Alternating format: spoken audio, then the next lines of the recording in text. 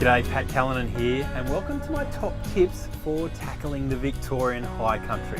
We're going to start off with the places that you must go, the absolute essential places to visit, and after that I'll walk you through a few things that you might want to look at for your four-wheel drive.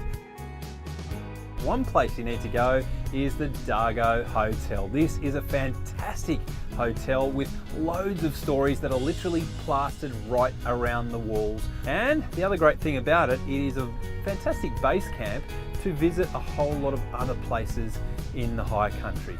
One of those places just up the road is called Blue Rag, and it would rank as one of the most spectacular four-wheel drive tracks in all of Australia. The driving up here is unbelievable, and you are literally driving over saddles of mountains and ridge tops for a lot of the time. So in terms of getting that scenic photo with you and your four-wheel drive, it is one spectacular place.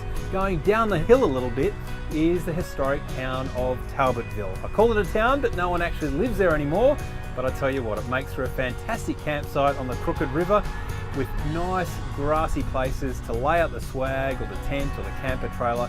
Then you will wind your way into some fantastic four-wheel drive tracks, including Cynthia Spur, Wombat Spur. These are really cool tracks with some great steep and challenging driving.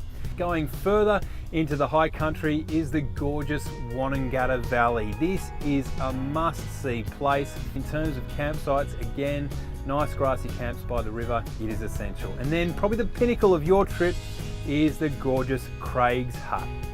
This is known for being in the film set of The Man from Snowy River, and I'll tell you what, it is probably one of the prettiest huts you'll find with one of the best views in Australia. It looks out over Mount Cobbler and it is an absolute cracker. In terms of preparing your four-wheel drive for these sort of conditions, one of the first things I do is make sure you had a good set of rubber on your four-wheel drive. Certainly if it's wet, a mud terrain would help.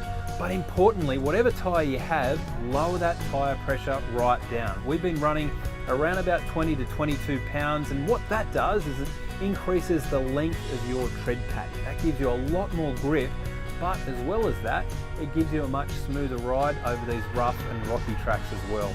Also, there's going to be plenty of river crossings that you're going to need to do. On one track, there's actually about 24 river crossings. In that case, you need to really make sure that you've got adequate protection for your four-wheel drive. So that might mean running a snorkel. That might also mean, if they're a deeper water crossing, putting a water blind over the front of your vehicle. And you certainly need to know how to use your four-wheel drive adequately. So if you've got hill descent control, make sure you know how to use it. And likewise, if you've got low range gearing, that is essential in this sort of country as well, to keep the weight and the pressure off your brakes. As long as you've got your water crossings, your steep hills and your tyres sorted, you will have an absolute blast in the high country. I'm Pat Callinan, and until next time, keep the shiny side up.